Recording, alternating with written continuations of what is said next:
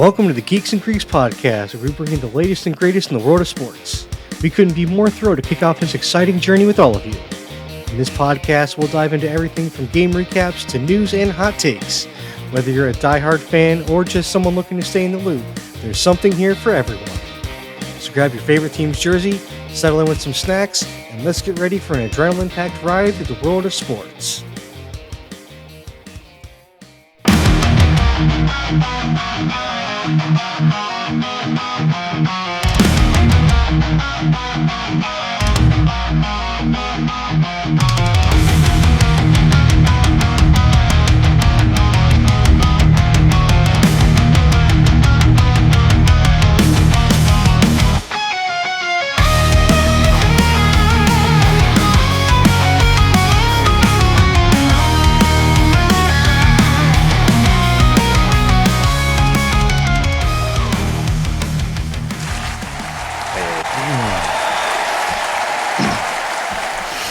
All right, guys, welcome back to an episode of the Geeks and Greeks podcast. Coming back off the 4th of July, guys, how was your Independence Day? Not bad, man. Have you heard about the strike in Philly and what's been going on there over Independence Day weekend? The garbage strike? Yeah. Yeah. So it finally ended. Oh, wow. Or so I heard. But yeah, that was my weekend. My brother lives in like South Philly, so him and I were commiserating about how his trash hadn't been picked up in like a week and a half. So Philly just has to just reek of trash at this point. Oh yeah, it's awful, and the rats and the raccoons and everything else. It's just it's nasty right now. I'm glad I live in the suburbs. It's like I Am Legend. You know what? I couldn't really imagine that, and it just sounds absolutely terrible. Yeah. I mean, but that'll move us into the NBA Game of the Week. Here comes a new challenger!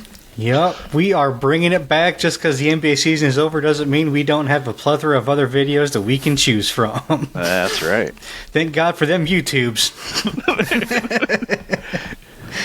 All right, so this one we are going to go back to the 2016 NBA Finals, more specifically Game 7 of the 2016 NBA Finals. Is this Golden State? Yep, this is the Golden State Cleveland Finals with LeBron and Curry. And this was one that was really fun for me to watch. I actually really enjoyed this finals. So at this point, Cleveland had come back. They were down 3-1 and forced to Game 7. Nice. So it's kind of a bit of a beg, which they'll talk about in the game, obviously, too. But so, yeah, LeBron and Cleveland had been down 3-1. And this was the second year in a row that these teams had met in the finals. Yeah. Because and it actually ended up being 4 straight years these teams met in the finals. Because the NBA's got so much parity, and they're such a fair organization. They're so cleanly run. At this point, yeah. Well, I mean, to be fair, at least with 2015 and 2016, with 2015, this was the Warriors' first time they'd gone to the finals, and then 2016, they kind of had repeated, and the Warriors were coming off a 73-9 regular season. So they set the record for the best regular season in NBA history. And then after this finals, they added Kevin Durant to this team. So I gotta ask, were they like testing these people for performance-enhancing drugs, or were they just allowed for this season? They were just allowed for this season. No, once you see how they play, and a lot of the league didn't play this way. So this was before the entire league just started really shooting 3-pointers a lot. Like, this was kind of the beginning of the 3-point revolution. So the league hadn't quite started to catch up to Golden State yet. So this was kind of a new revolution to the league. So you're going to see the beginning of like the Steph Curry 3-point revolution era start to hit the league now. Okay. And this is when teams started to try to build rosters and guys started training to shoot 3-pointers a lot more because of this team. So this is also where analytics started to really become a lot more prevalent in basketball too. Yeah. So And then you added Kevin Durant. So basically you had 4 Hall of Famers and then a dude on the court for Golden State. Some dude. And then for the next 4 years, and it was almost impossible to deal with. That's crazy. So it's like, what do you do with that? Yeah, I want to say 2016's around the time it started getting pretty popular in football too. Analytics. Yeah, and I mean, baseball always had it to a point, like because really once Moneyball kind of came around, that's when analytics kind of became big. But right, I mean, this was kind of really when analytics really took off in sports in general, I think. So the nerds started doing the nerds infested sports at this point. Yeah, well, that's what it is. It's fantasy football. They came up with a way for nerds to really like football. And then nerds took it over with the analytics. Same thing for basketball. They're like, oh, we can apply this to every sport. Yeah, pretty much. But then, the one thing that the nerds can't quantify for is people and personalities and how they don't always gel just because the numbers say they should. Right. I even remember ranting about that in our fantasy football league, that I would have done fine if not for the stupid people on the team. Right? But that moves us along to AEW All In this weekend. Now, let's go. This weekend is going to be AEW All In from Arlington, Texas, because it's illegal to have a Texas death match anywhere but Texas. That is not true. That's not true. They have it in outside Texas all the time. I've seen one in Washington State, man. Like, what are you talking about? They did it in Jacksonville when they death match. They did, they did it in Jacksonville during COVID. Right? Yeah, they had multiple Texas death matches in Jacksonville. But the first match is going to be between the timeless Tony Storm versus Mercedes Moné. The belt collector. That's the first match? Damn, Mercedes, dude. that's the first match. That feels like an insult. I mean, it is and it isn't. I mean, it's not the main event, but it's kind of a mini main event to be kicking off the show. Like, you set the tone of the whole night.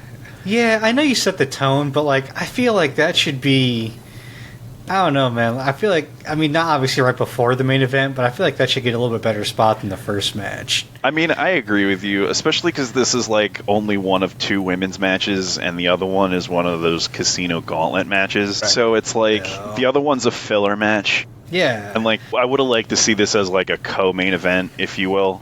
Because, I mean, this storyline, like, it is really good, and I think it's exposed Mercedes Moné for being terrible on the microphone. And, like, they go off script a lot, right? They don't really have, like, set things they have to say the way Vince McMahon used to do. And Tony Storm goes out and is just pure gold. Like, absolute cinematic genius. It is some of the best, like, mic work I've ever seen in my life. And then Mercedes Moné is just like, I know you are, but what am I? It's just like, what? And like, she does, like, when it's scripted out and she's like, oh, I'm gonna go watch one of Tony's title defenses and I'm gonna sit and eat a steak stateside. Like, that worked out really well, but it was very scripted. When she's got to go off the cuff and just like make things up on the fly, she can't do it, and it's terrible. I have noticed this, you can really tell the wrestlers that came up and really only ever worked in WWE, especially when it comes to promo work. Yeah. Because, like, you can tell that they can't do it because they're so used to it being scripted. Now, you can tell also people that came through WWE but also came up through the indies, like FTR, because they can still do promos without having to have it scripted. Like, people like Mercedes or people like Charlotte can't do it if it's not scripted. Right. So it's like you can really tell that difference between those people who did and didn't solely come through WWE's programming. To be honest with you, I wouldn't be shocked if Randy Orton couldn't go off script. Like, that wouldn't surprise me at all. I mean, maybe I would be interested to see it only because when he was doing training in OVW, when he came up, they had guys like Cornette and them that didn't do scripted promos in OVW. Yeah. So during his training, they didn't do scripted promos. So I'd be interested to see what it would look like. It would probably be hard just because it's been so long since he hasn't had to do one. Yeah. But then again, because he's been there so long and he's Randy Orton, maybe he doesn't follow the script. So he just goes off it a lot. So that's also a possibility. I don't know. That's true. It's interesting. I mean, it's like Michael Cole. Like I said for years, I think Cole was a decent announcer. He just had Vince in his ear for so long he was bad. Oh, yeah, he's so much better now that Vince is gone. Like, yeah. It really shows how much he was being told to say certain things. And, like, he shills things like nothing else because he does. Triple H won't say no to a sponsor. He's just like, oh, you want to sponsor every single word that comes out of Michael Cole's mouth? Sure, right. I'll just have him say your name every 10 minutes. Yeah, that's fair. But, yeah, exactly. yeah, pretty much. But, like... I think as an announcer, Cole got so much better once Vince wasn't in his ear. Yeah. And I said that for years. I want to take credit for that. I said that for years. That I thought he was that he was a much better announcer without Vince in his ear. It took him a while to adjust, though, because when Vince first left, it was just like he didn't know what to do because he was like, I think I know what to say. But then he would kind of like backtrack and like start being like the sheepish kind of like I'm supposed to be on a script thing. And well, I think it took a while for him to shake it off. And now he's great. But you do that for what, 20 years with Vince in your ear? It's going to take you a while to get to not have to like, oh yeah, that's right. I can kind of say what I want now. Right. And I'm sure we'll never hear about what the real punishments are for not listening to Vince because that all happens behind a locked door. Yeah, and I don't know if I'd want to hear what the punishments were. Yeah, I think you're right. But the next match is Jon Moxley versus Hangman Adam Page for the AEW World Championship. So, I don't know if this is the correct order, because that definitely is going to be the closing match. This is what they posted. Yeah, alright. Well, we'll see. I mean, this is, again, this comes back to this is not the main event. Like, this isn't the last match. Yeah. It has to be. It's a Texas Edge match. I think whoever posted it just kind of posted it in whatever order they saw fit. Alphabetical. Yeah, maybe alphabetical. I don't know. Most eye-catching first. Yeah, that's true. Yeah, something like that. But, I mean, this match is going to be crazy. And Jon Moxley is presently being sued by a AEW employee who, during a match, he like shoved to the ground. The guy's now suing him for like negligence and battery. And like now we're gonna have a Texas death match like while that litigation is still happening. It feels a little poorly timed, to say the least. Heck. But just a little bit. Yeah, but I mean this story has been building and building and building. And, I mean, I know you guys don't watch AEW, really. Like, Jon Moxley has been the world champ for damn near, 6 months now. And he keeps the belt inside a briefcase because he says no one's worthy of looking at it. And if you want to see the championship, just look at him because he is the championship now. And, it's such a great bad guy move to do, I think. I really love his motivation of, until I remake AEW in my image, you don't deserve to see your championship, is such a great motivation. And it turned into this whole, the locker room is really rallying to bring this belt back. And, in a show that has way too many belts, and I mean way too many belts, it's kind of funny that they're all rallying about bringing yet another belt back to, you still have 4.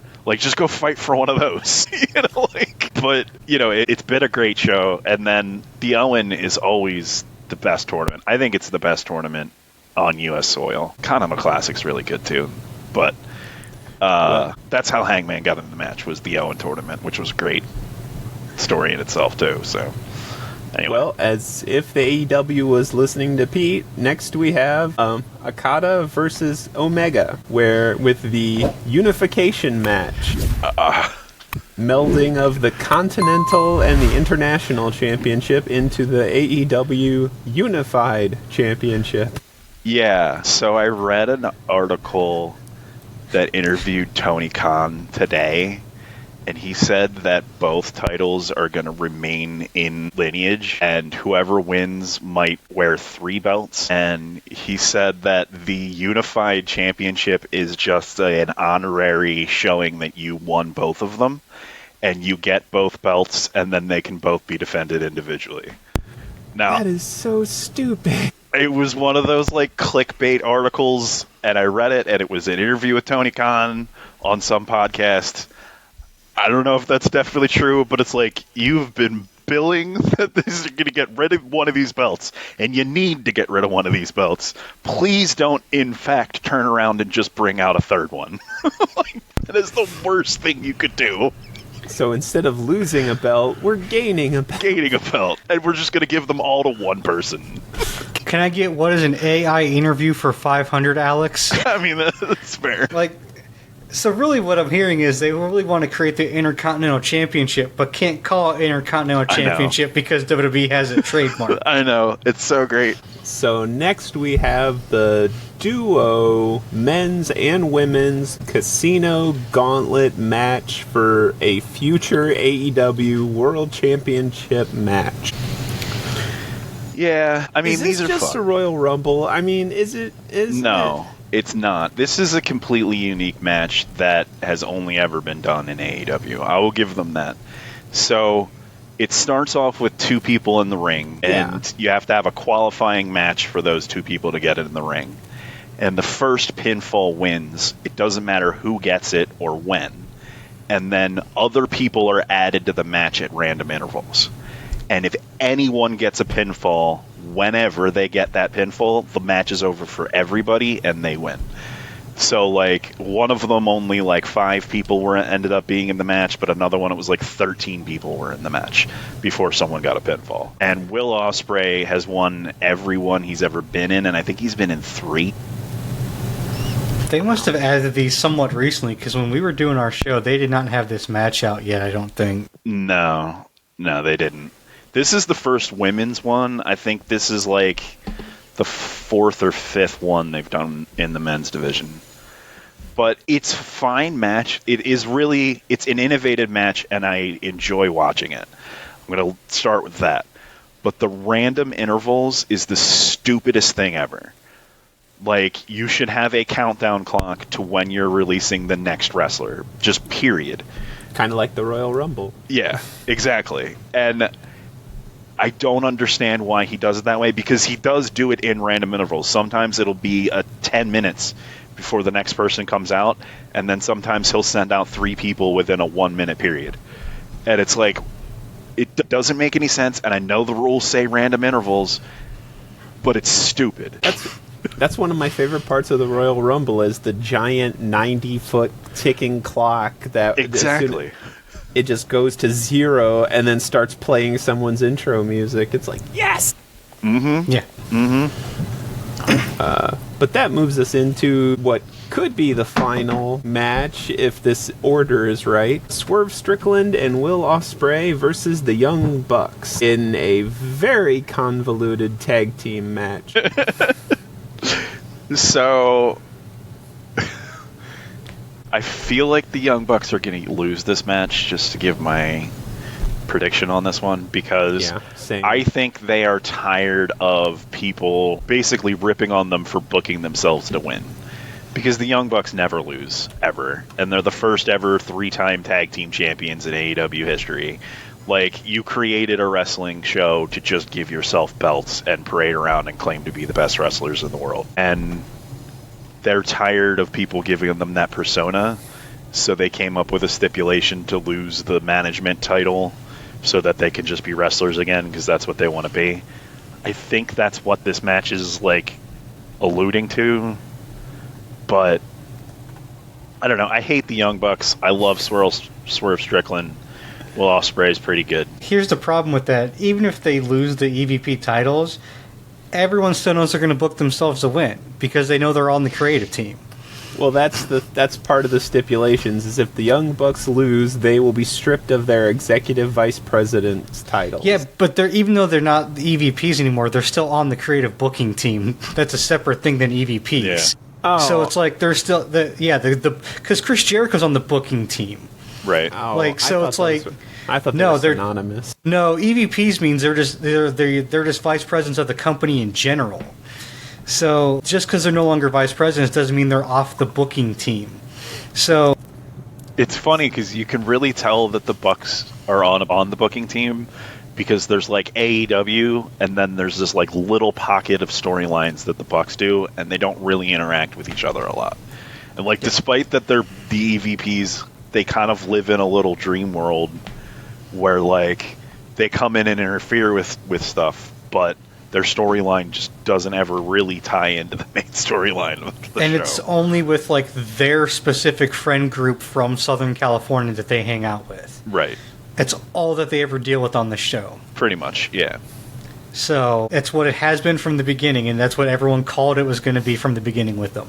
Right, and I think the idea of this is that they want to at least show that they're going to stop doing that. We'll see if it happens. I mean, they're going to have Rick Knox referee it. He's the worst referee in the business. He's absolutely terrible. I wish he was fired yesterday. And he's going to look like an idiot. The match is going to be terrible. It's going to be nothing but spot monkey bullshit. And then Will Ospreay and Swerve Strickland are going to win at the end by a combination finisher. And it's going to be the 14th combination finisher in the match. And then it'll be over, hopefully. Like, he's there specifically to put over the Buck stuff because he helps them set their stuff up. Yeah. Legitimately. He's the only person that referees their matches, too. He's like their personal referee. Because he was there to referee their stuff in PWG, I think, before they came over to AEW, went to New Japan. Yeah. So he's terrible. They've also got 2 other matches on AEW site. They might be part of the buy-in because they have also Adam Cole versus Kyle Fletcher for the TNT Championship. Yeah. Like I said, it may be part of the buy-in. It doesn't stipulate. It just says that it's the All In Texas match card. Yeah. So we've also got Adam Cole versus Kyle Fletcher for the TNT Championship. And then we've got a 3-way tag team championship match as well. It's the Hurt Syndicate which is Bobby Lashley and Shelton Benjamin versus Jet Speed, which is Kevin Knight and Speedball Mike Bailey versus the Patriarchy, which is Christian Cage and Nick Wayne. And I have no idea who the actual champs are. This is Hurt Syndicate. Yeah. Okay. Dude, I'm sorry, but like, Speedball Mike Bailey needs to put his goddamn shoes on. I can't stand that he wrestles barefoot. I don't know why, but it bothers the absolute hell out of me. And you just don't like bare feet. Not necessarily. None of my wrestling ring. Like, you heard of ringworm? To be fair, it always bugged me when Umaga did it too. Yeah, I can. Yeah. I don't know why. It always bothered me when Mike Bailey did it. I didn't know if Mike Bailey did it too, but yeah, I don't know. Like, when it comes to wrestling, yeah, it just bugs me. Like, MMA's different because the style of it is that I don't care about that because they at least wear sandals to the ring, then take them off right before they get in the ring or octagon, whatever you want to call it, whatever they're fighting in. Cage. But maybe that's why I didn't mind when what's his face, Matt Riddle, wrestled barefoot. Because he at least wore the sandals to the ring. And they would flip them off when you get in the ring. Right, but it's just like your feet are all sweaty, and you're picking up all that dirt walking down the ramp, and then you're going to bring that in and just leave tracks everywhere. Like, and then go off the ropes with it. And I'm waiting for him to break his neck because he keeps jumping off the ropes barefoot, with sweaty feet and everything. And the other thing is, he is absolutely, you got bored playing wrestling games, and you're like, I'm going to go into Create a Wrestler, and I'm going to make Karate Kid. Like, hey, look, I did it. It's Karate Kid in Make a Wrestler. I'm going to call him Speedball Mike Bailey. I'm betting he's on Speedballs, too. Oh, yeah. No, he's had, many interviews where he's just like, it's not about drugs, guys. It's just because I'm really fast in the ring. And it's like, maybe you shouldn't call yourself Speedball. Sorry, someone beat you to it. That name has been taken. Alright, so moving along to the next section, the MLB All-Stars. First bit of news is Juan Soto, the highest paid athlete in MLB history, is not going to the All-Stars. There's no crying in baseball! And on top of that, Seiya Otani, one of the greatest hitters and pitchers, is just going to be a designated hitter and not a pitcher. Yeah. I mean, all right. So I'm going to defend this a little bit because I get that he's a pitcher and I get that he's back and he's a decent pitcher. But, like, we only know his name because he was hitting. And the whole reason for the All-Star game is to just get people to watch it for something they want to watch it for. They want to see Seiya Ohtani hit a home run. I'll give you 50-50 reasons why. Well, I mean, to be fair, when he first came over, he was doing both. I mean, he got known as a pitcher and a hitter, but it's also Shohei, not Sohei. Oh, sorry. There's an H there. Sorry. There we go. But bad. Yeah, I mean, he is also coming. American. I mean, he is coming back as a pitcher too. I think he's thrown a game or two, so I have no issue with him not being a pitcher in this game. And plus, we've also got a lot of good relievers in the game. Oh yeah. As far as Juan Soto, I don't know how he didn't get in, because, I mean, he's putting up over a 900 OPS, which is really, really good. And honestly, I would say Fernando Tatis from San Diego shouldn't be there, because his OPS is like just over 700. Yeah. So, I mean, like, honestly, I don't really know how Tatis got there, because he's not even a starter. He's a reserve. So it's like, and San Diego already has one player there, so it's not as if he was even like, you know, the lone San Diego representative, because every team has to have at least one player in the All-Star game. So it's like, I mean, you could very easily take out Tatis and put in Soto. I don't know, I guess the managers and stuff just didn't feel like putting in Soto this year, which is just weird. I don't know. I mean, he's good, and I mean, San Diego's got 3 people in this year, so as much as I love Tatis, I mean, he's my favorite player in the MLB right now. Like, I'm looking into getting a Tatis jersey this year. I kind of want to see what their city jerseys are going to be, because I absolutely, as much as I love Tatis, I hate the Padres jerseys. I hate that brown and yellow. It's like the absolute worst color combination ever is brown and yellow. Like, I like the Cleveland Browns, like brown and orange looks better than brown and yellow. Like, I hate that color combination. It's a hot dog with mustard on it, man. That's not a hot dog with mustard. That's a shit sandwich with mustard. Like, that's what that is. But I don't know. I like Tatis, but Tatis should not be in this All-Star game. It should have been Soto instead. I mean, It was great watching Tatis come up through Fort Wayne, because he came through Fort Wayne when he was in the minor leagues. Oh, so nice. he came up through here. He played in Fort Wayne when he was like 17, and he was the best player on the team. That was the crazy part, is he wasn't even 18 yet, and he was the best player by far on that team. Now, he was that 17. the Tin Caps or the Wizards? Tin Caps. That was still Tin Caps, yeah. Yep, yeah, because he was drafted. I think he was drafted either drafted or signed by the White Sox technically, and then the Padres traded for him. He was part of a trade, and so then he came up through the minor league system as the Tin Caps in 2016, 2017. Oh, nice. So, yep. But moving along, it is now a time for a word from our sponsors.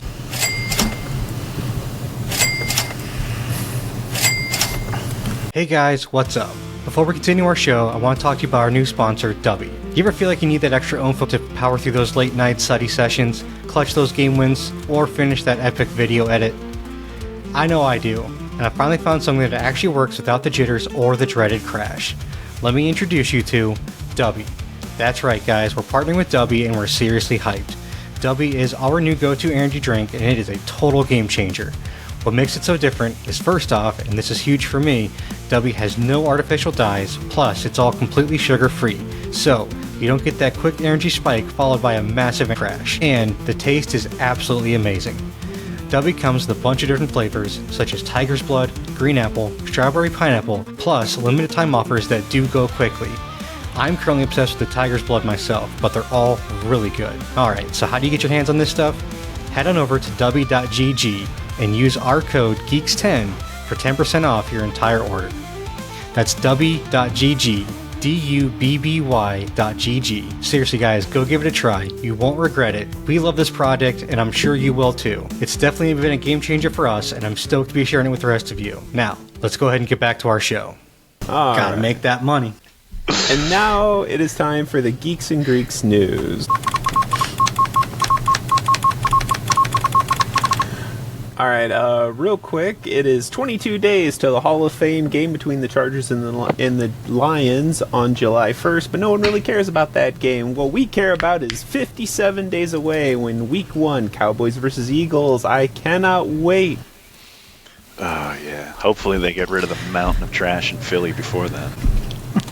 Dude, the Flyers are still going to be there Week 1 when Dallas and Come on Philadelphia. Moving along to the WNBA All-Star Team Selection. Now, last week, fans of the WNBA voted for the All-Star captains, and yesterday, Caitlin Clark of the Indiana Fever and Nafisa Collier of the Minnesota Lynx drafted their WNBA All-Star teams. The coaches of each team were determined by the two best records in the league. This year, it was Cheryl Reeves of the Minnesota Lynx and Sandy Brondello of the New York Liberty. After the captains were done drafting their teams, they were given the opportunity to make trades, which I thought was kind of a cool little add-on. Yeah. And immediately, team captains switched their coaches. Wow, that's great. I thought this was hilarious because I have had a gripe against Cheryl Reeves since last year when she snubbed Caitlin Clark for the Olympics. And to find out that she was supposed to be coaching Caitlin Clark, and then Caitlin Clark goes, no. That's great. So, like, they drafted, it's a pool of people still, like, selected by an all-star committee and, like, fan voting, right? Yeah. Okay. Yeah. For some reason, like, in my head, like, I just saw them picking the team from, like, the entirety of the WNBA. And I'm like, is that really how it works? They just get to pick who the All-Stars are? Like, that doesn't make sense. No, it's still like the fans vote for, like, the fans vote for, like, the starters. Okay. And then, like, the GMs and coaches vote on, like, the reserves. And then they draft from that pool of players. Okay. The NBA did this a few years ago, and then they stopped doing it, which I thought was dumb because I enjoyed that they drafted players. I thought that was kind of cool. Yeah. I know football did it for the Pro Bowl a couple of years, but nothing gets people excited for the Pro Bowl. Like, well, yeah, because the NFL Pro Bowl, you don't get, it's not real football. Mm-hmm. It's just, you can't. You're not going to get real football with it. Yeah. But it it's hasn't been football, since the right? 90s. Yeah. Well, like, I mean, the cool thing with the NBA, I don't know if the cool thing with the NBA one, at least the first year they did it live. Yeah. So, like, you had all the guys there, and they drafted everybody live. So you got to see who the last pick was. So that dude got embarrassed on live television. That's great. And I'm like, that's amazing. Like, I wish they do it. I don't think, but they did it like a couple days before the game. I want them to do it live right before the game. So you draft your team, then you go play. Yeah, that would be great. It's like you basically, it's like blacktop, man. Everyone shows up in sneakers, ready to go. You have the jerseys all ready to go. They don't have the names on them, just have the East and West jerseys, and then you draft them and you throw them a jersey.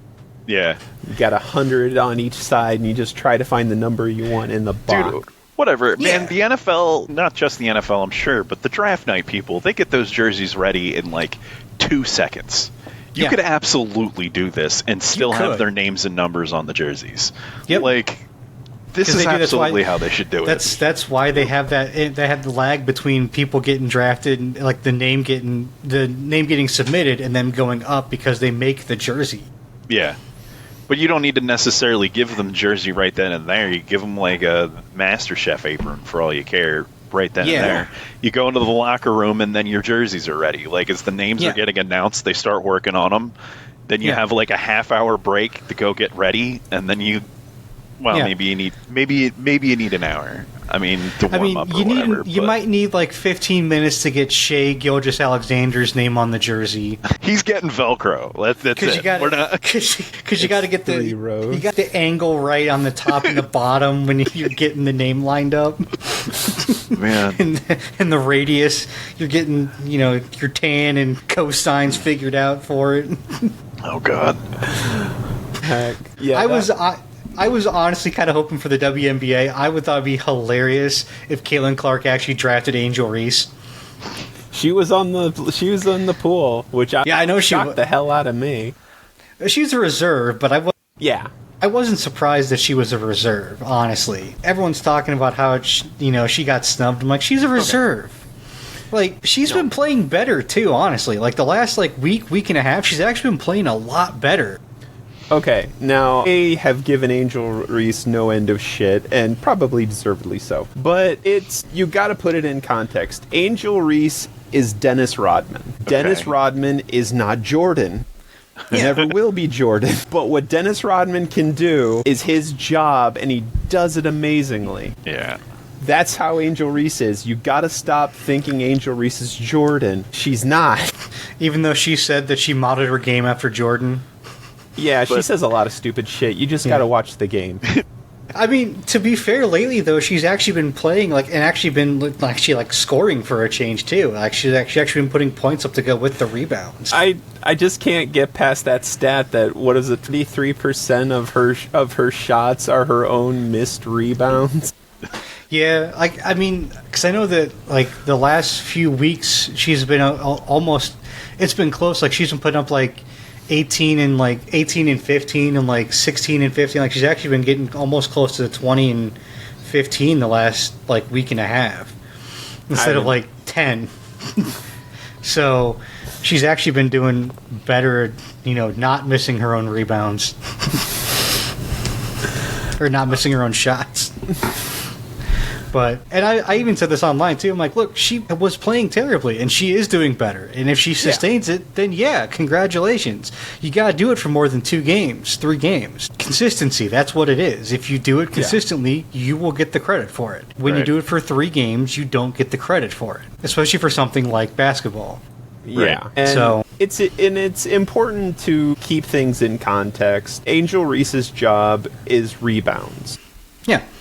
Now, if she could figure out how to rebound and pass it and dish it out to one of her teammates where they make the threes, that'd be awesome. That sounds like strategy, Tom. I don't know what you're asking for here, but... You're asking too much here, buddy. It's a little much. All right. Anyways, moving along to the final section of the podcast, the trivia section. Yeah. With the game I call You Can Quote Me. Oh, okay. I have a list of quotes. For each quote, you will both decide who said it. Was it Donovan McNabb, Troy Aikman, Peyton Manning, or Tim Tebow? Tim Tebow. Wow, that's random. If you're correct, you gain a point. Most points at the end of the night wins. For our first quote, as a kid, I used to practice my signature, working on ways I wanted to sign my autograph. I'm not gonna lie, I used to practice my signature as a kid all the time too. This could have been me, man. Let's see. This sounds like something Troy Aikman would say, honestly. Okay, I'll follow your lead on that. I don't know. I feel like this would be Troy. I don't feel like this would be something Peyton would say. Like, I definitely don't think this is something Tebow would say. I feel pretty confident with saying we can check Tebow off the list on this one. Yeah, I mean, I feel like Tebow's a little too righteous to say something like that, and Manning's a little too humble to say something like that. Yeah, I just don't see Donovan McNabb saying that. I can kind of see Donovan McNabb saying that, though, because like he was also a really accomplished basketball player, and like they thought he might go to basketball when he came out of college and stuff. So I can see it being McNabb, but like, I don't know. He went to Syracuse. He seems a lot more blue collar to me than Aikman would have been. Yeah. Aikman, I feel like this is an Aikman saying, because I think Aikman went to UCLA. Yeah. So yeah, I'm gonna go with Aikman on this. Yeah, I'm agreeing. You are both correct. It was in fact Aikman. Next quote: I committed my life to Christ, and that faith has been most important to me ever sinst. Is Tebow? Tebow? Is this Tebow? Hey, I almost Tebow? feel like this is like a red herring. Like this is too much of an easy Tebow layup. So easy of a Tebow layup. Well, should it be like McNabb or something? Right? Just out of nowhere. It's when he was walking out at an AA meeting. That's when he said it. Is that your final answer? Tebow? I'm going to Tebow, Yeah. Peyton Manning. Damn it. Well, there you go. Yep, it was a red herring. Yep. I mean, Peyton Manning is the other person I would expect to say something like that out of this. Yeah, 100%. But I mean, I guess Tebow basically said it like almost every interview, so it's like... Yeah. Seriously. Even when he wasn't asked about it. Right. I don't want to retire. I still want to play. This sounds like Tebow, actually. Yeah, I think it was. I think this is Aikman though, because he was forced to retire because he got like 3 concussions in 1 year or something like that. Yeah, I was like, what? I think that was like 1 or something like that. Yeah. He got like that was a bad season.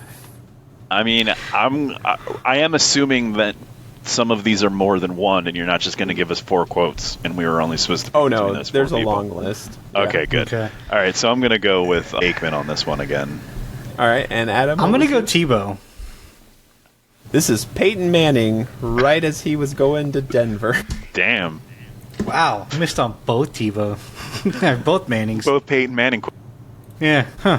The most valuable player is the one who makes the most players valuable.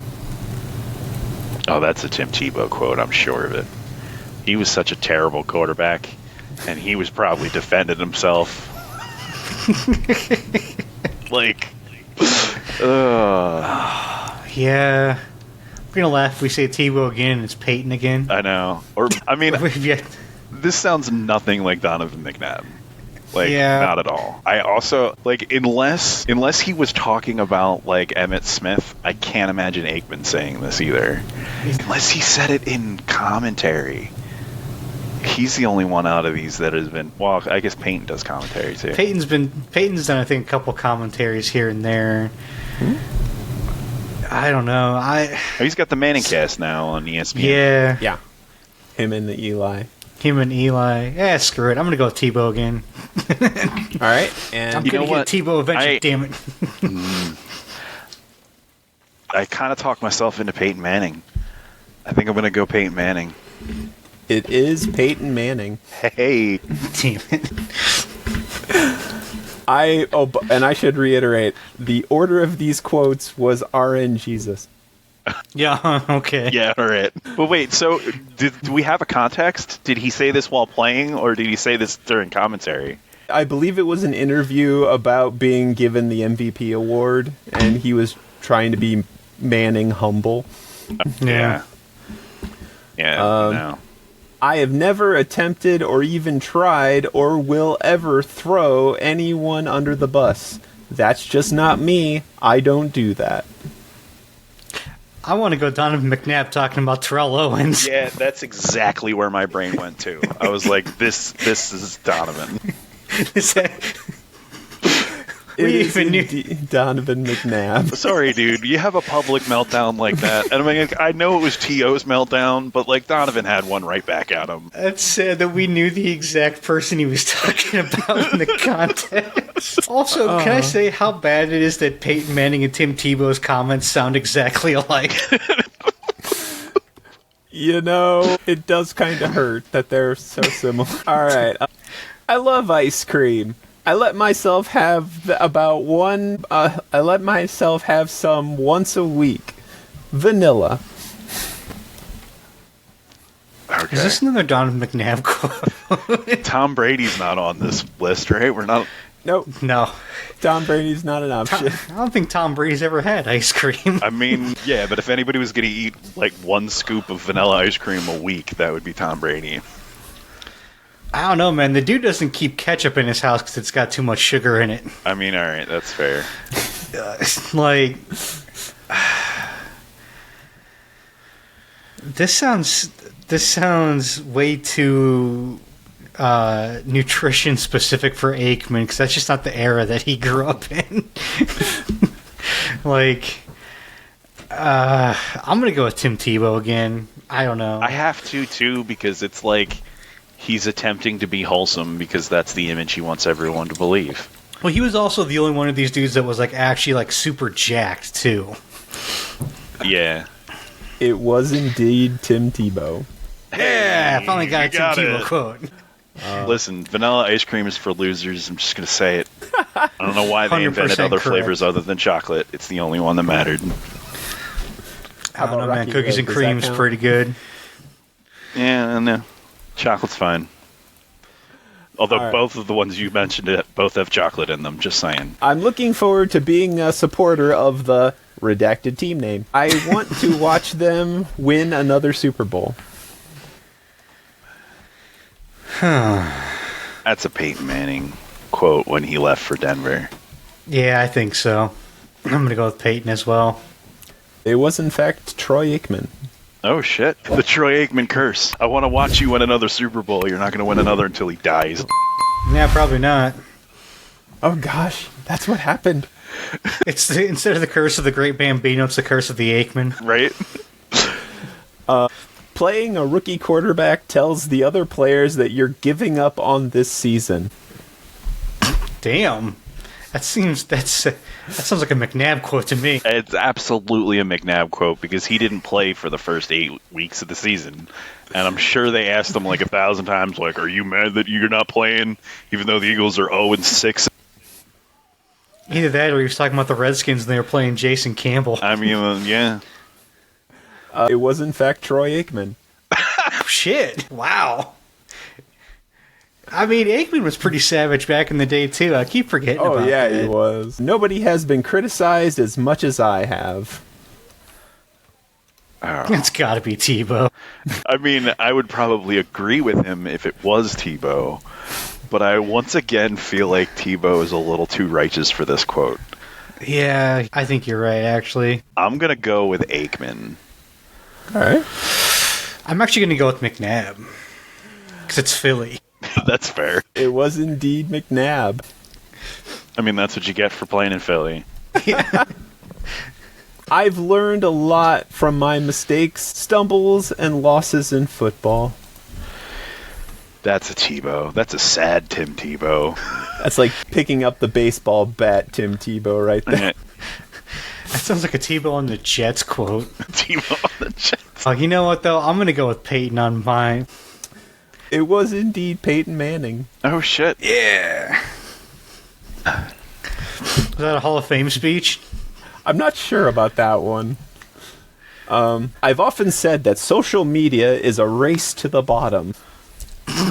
Again, this could be either Peyton Manning or Tim Tebow. So, but then again, McNabb at one point got in hot water because he tweeted out that him and Mike Vick were flipping through a dog rescue calendar and deciding which dogs should survive, and none did. And it was like, Jesus Christ, dude.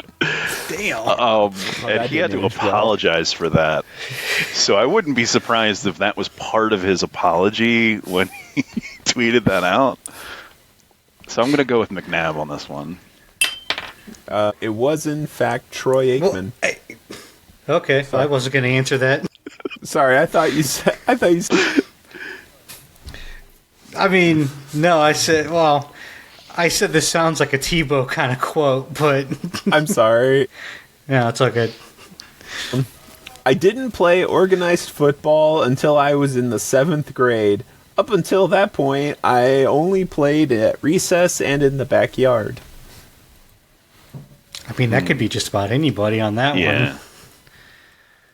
Hell, we didn't even have organized football around here until 7th grade. At least not that I knew of. Yeah. Yeah, that was about when they finally let kids hit each other. Yeah. I'll go Aikman. Trying to come up with a context as to why they said that. So it probably would have been some kind of interview about why they chose football and that career path and stuff like that. And again, I'm going back to McNabb being a dual athlete in college. And I'm going to say it was probably him talking about how he played basketball first because there was no football, my guess. Pete is half right. Half right. It is Peyton Manning, but it's doing exactly what Pete said. He was doing a lecture to kids about playing football. And yeah, that's what it was. Yeah. Wow, Peyton didn't start playing organized. Still, like I said, I don't know when PAL football and stuff like that really kind of took off, though, either. Yeah. I know they got a lot of it now, but I don't remember if we had a lot of that when we were young. Not much. Yeah, I mean, they start them young now. My kids started playing football at 7 years old. and they were playing. They were playing flag, but still. Yeah. But yeah, when I came up, I didn't know of football until 7th grade. That was the first time they let me put on the pads. But every player has a chip on their shoulder about something. I think I've heard every football player say that sentence. Yeah, from 7th grade on. Right? Wow. I know this is horribly generic, but it is attributed to one person. You know what? I'm going to go with McNabb.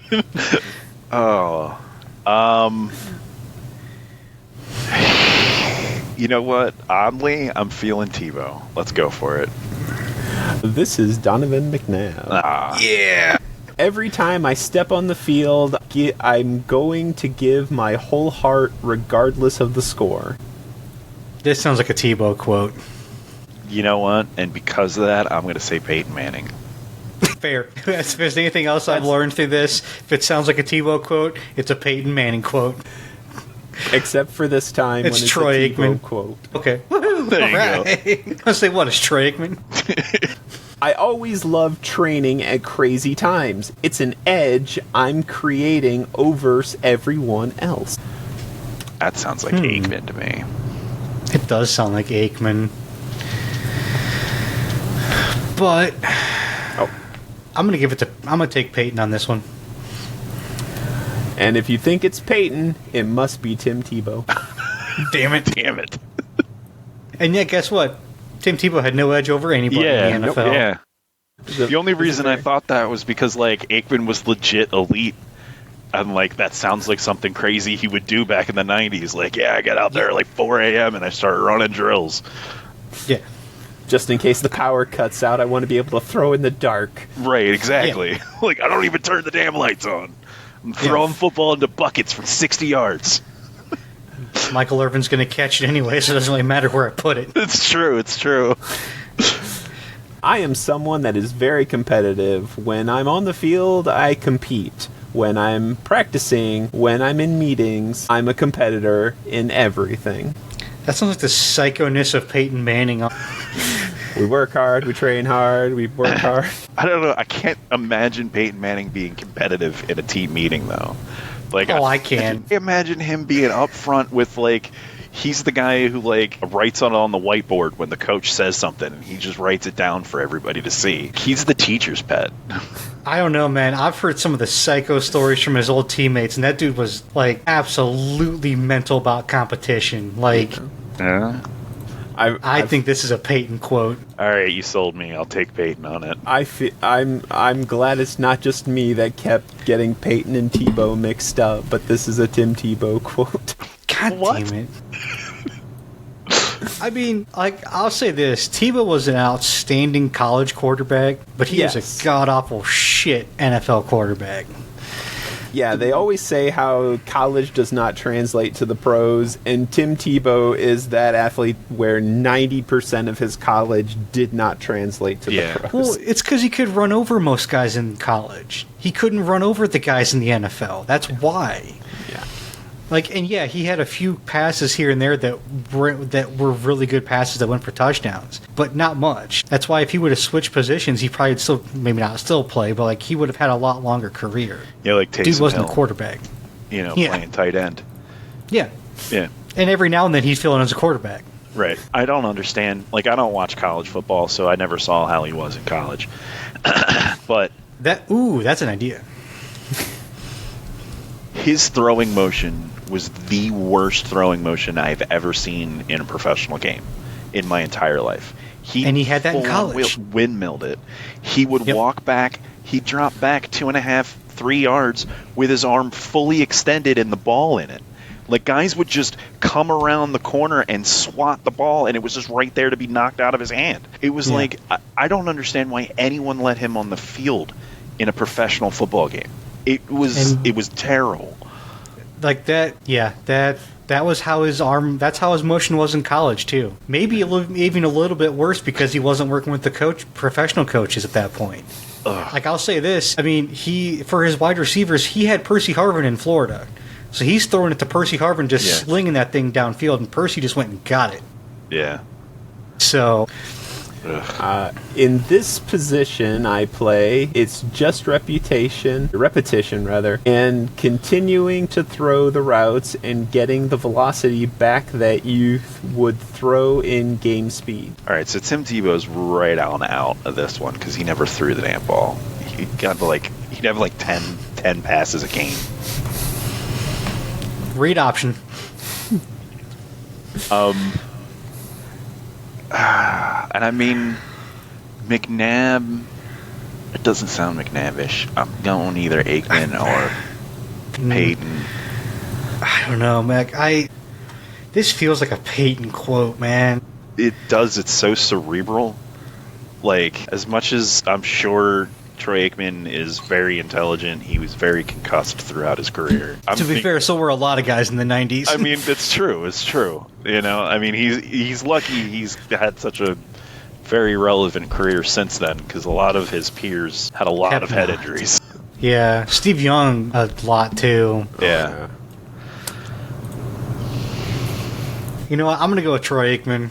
Okay, Aikman, and what was you, Pete? Yeah, I'm going Peyton. This, in fact, was Donovan McNabb. Shit. Wow.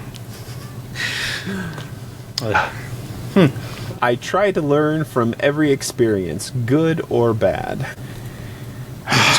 That's my dad said that to me last Tuesday. It's like, how is this attributed to one person, really? This sounds like what everyone says at the microphone when they've had a bad game. Right? I think I'm just going to flip a coin. Boilerplate. Troy Aikman. Hey, you go Troy Aikman, I will go Donovan McNabb. Why not? Tim Tebow. All right. Yeah, okay. Of course. I guess he was the first one to say it at the podium? I don't know. It's Why? not possible. He was the last one to play. Well, the other ones were really good. He was the first one to really suck. I don't know. That's true. Yeah, fair. I mean, no, Donovan had some terrible seasons. Yeah. I mean, I don't know how he was like in college, though. I mean, he must have been okay enough to get drafted in the first round. Yeah. That's fair.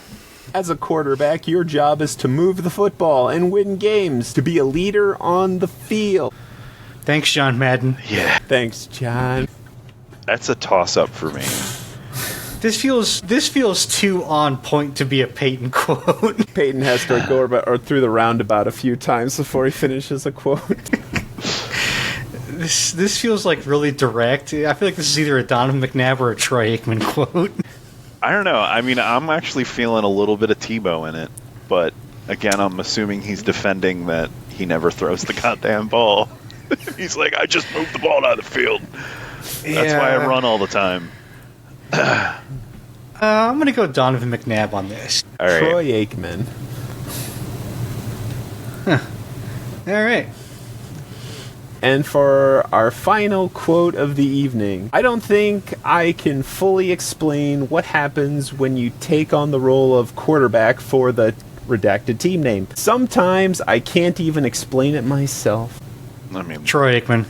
I don't know. That sounds like an Eagles quote. Like, being the quarterback of the Philadelphia Eagles is a really tough job. Yeah, but being the quarterback for the Dallas Cowboys is the dream job of many football players. Yeah. I think we're both going Homer on this one. Yeah.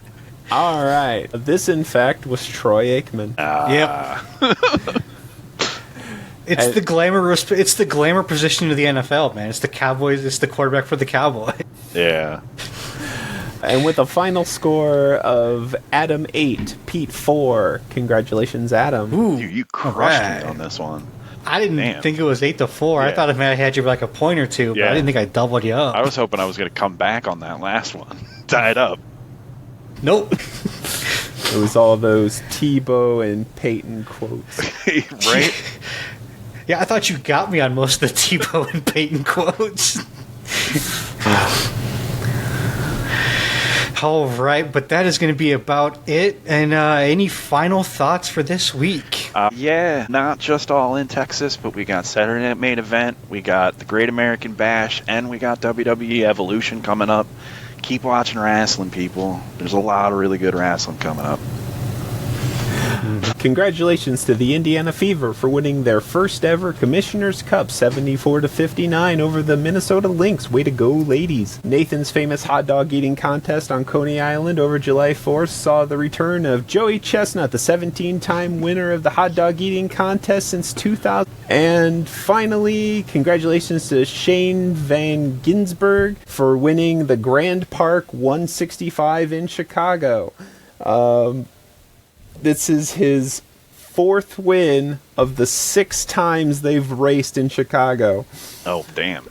The craziest part of this race had nothing to do with the win, but watching Cody Ware crash into turn 6 of lap 74 at a blazing 93 miles per hour when his brakes failed. Ooh. And what has a lot of fans mad is it took NASCAR 35 seconds to officially throw the caution flag. Now, for most people, 35 seconds doesn't sound that bad, but can you imagine a ref taking 35 seconds to throw a flag in football? It would be friggin' ever. Yeah. It'd be like 5 plays ran. But I want to say the NBA Summer League is officially started, and I'm kind of excited to at least have some basketball. Summer League is always kind of fun because it's mostly made up of a lot of the rookies from this class, and then also guys that are trying to make NBA rosters. So you get to see some of the guys that are trying, they're playing their hearts out because they're trying to make a roster, a lot of the guys, and then you get to see rookies really kind of showcased a lot too.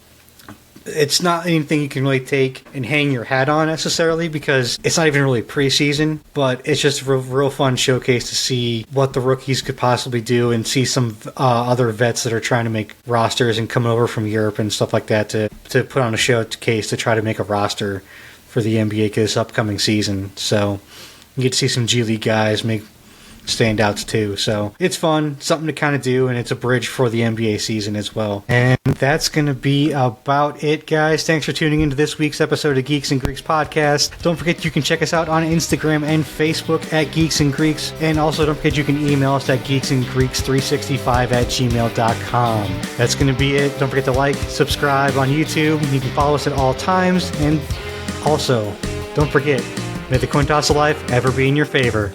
Later, guys. See ya. Peace.